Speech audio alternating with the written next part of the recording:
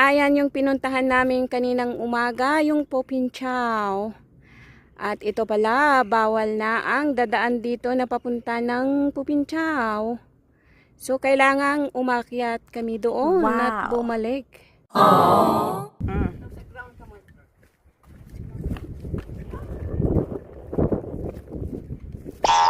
Ay, ubrang tita.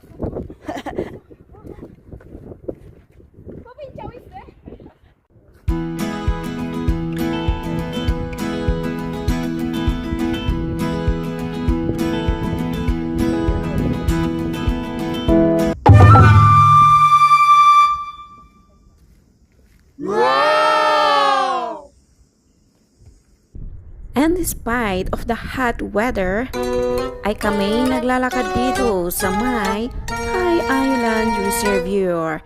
Kasi nga gusto namin ma-enjoy ang moments namin dito sa may High Island Reservoir na isang dinarayo ng mga tourist dito sa Hong Kong dahil sa angking kagandahan nito.